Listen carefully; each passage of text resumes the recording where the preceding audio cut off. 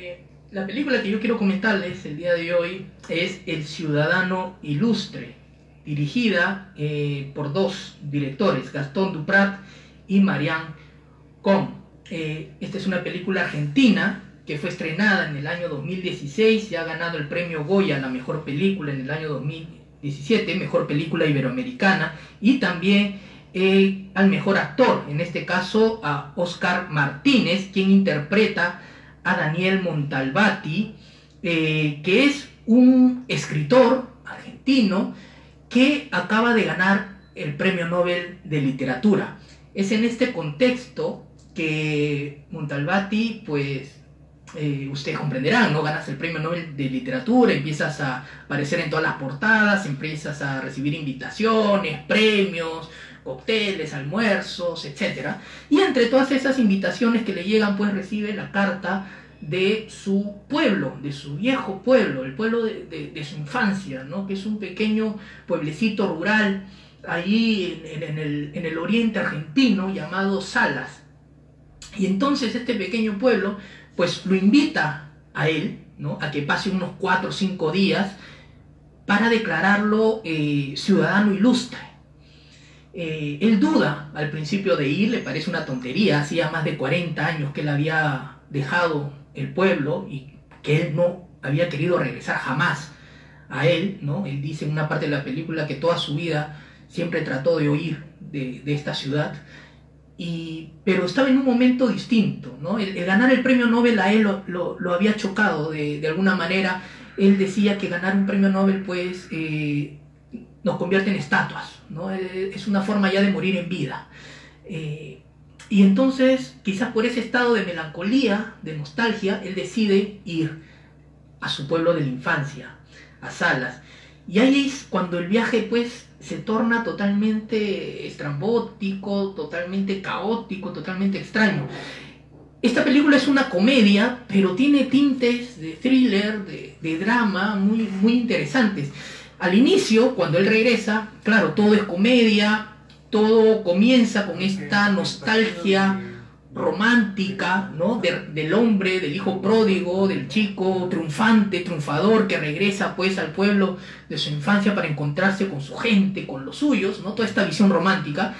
Pero conforme avanza la película, esto se va transformando. Y entonces, los efectos de la propia gente de pueblo, el propio ambiente pueblerino, las razones del por qué él decidió en primer lugar huir de esa tierra, comienzan a aparecer. Y entonces digo, la película se va volviendo oscura. Y eso creo que es un gran logro del film, lo bien narrado que está. Recordemos que es una invitación de 4 días, y en 4 días pasas de la nostalgia y la felicidad romántica al miedo, al terror, a la oscuridad, a la pesadilla.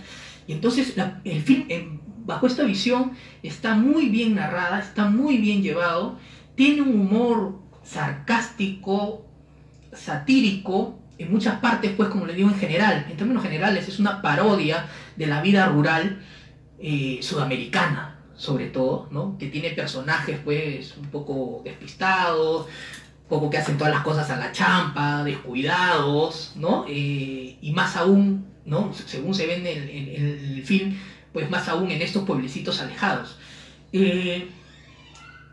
La otra parte del film, porque mientras este ambiente se va volviendo hostil para el escritor, uno puede ver cómo, y así es la naturaleza humana, cómo el gran héroe, el ciudadano ilustre, de pronto se va convirtiendo en un enemigo público, ¿no? ¿Por qué? Porque claro, al inicio todo bonito, todos quieren la foto con él, pero luego aparece pues el vecino que le dice, mira, mi hijo está enfermo, por favor, dóname $10.000 para curarlo.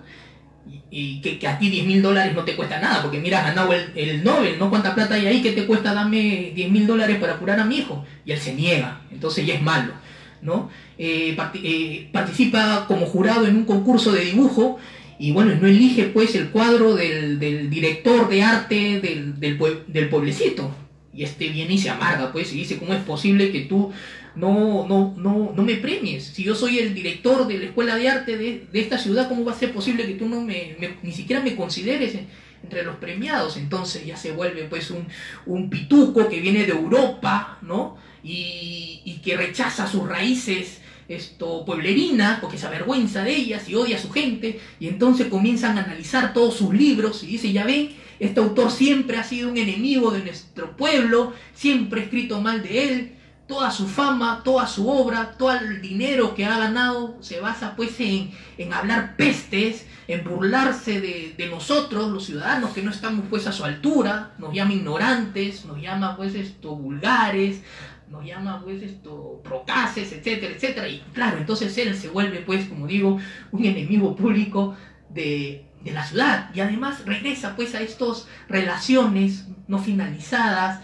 estos amores de la niñez, estos amores de la juventud, y esto se mezcla con las envidias propias de estos pueblos chicos, la expresión, ¿no?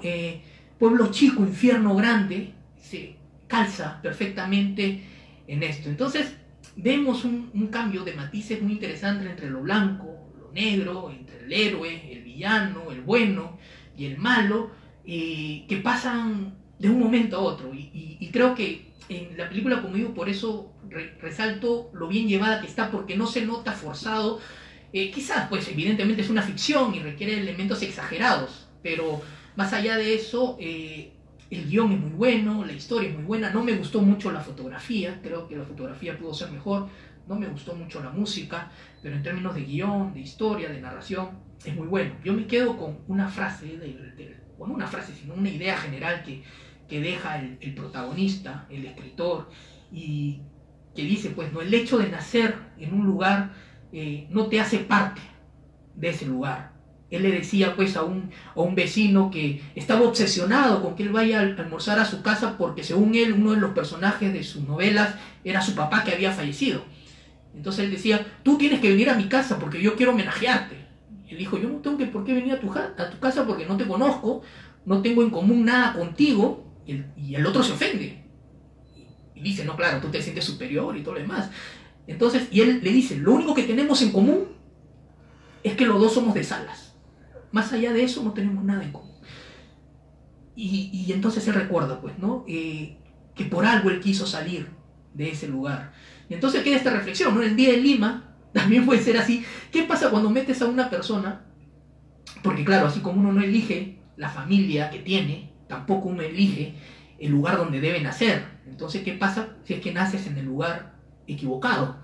¿No? Entonces, el nacer en un lugar, en este caso el Salas, que era el lugar del protagonista, o nacer en Lima, por ejemplo, te hace necesariamente limeño, te hace necesariamente que tú puedas compartir con tus vecinos, con tus coterráneos, valores comunes, ideas, pensamientos comunes, no necesariamente. Entonces ahí entra el conflicto. Y ahí entra cuando muchas personas deciden pues abandonar el lugar en que nacieron y en el que crecieron, porque simplemente es asfixiante y no pueden vivir, y no soportan a la gente, y no soportan el ambiente de ese lugar en el que están viviendo, ¿no? Entonces yo les recomiendo mucho esta película para los escritores, sobre todo porque trata de un escritor evidentemente, y creo que se van a sentir relacionados con el sentir propio de este escritor. La película la pueden encontrar en Netflix, para los que usan esta plataforma de internet, y como digo, la recomiendo mucho.